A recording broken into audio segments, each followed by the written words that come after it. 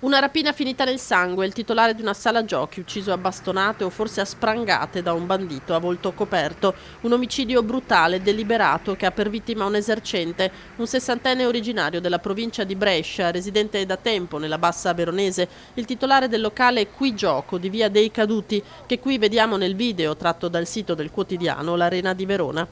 Il bandito a volto coperto ha fatto irruzione in serata nella sala slot, si è fatto aprire la porta sul retro e in quello ha aggredito il sessantenne colpendolo alla testa con un bastone, forse una spranga, un colpo violento che ha causato all'uomo un gravissimo trauma cranico. Il malvivente si è quindi impossessato dell'incasso di 3.000 euro e infine è scappato.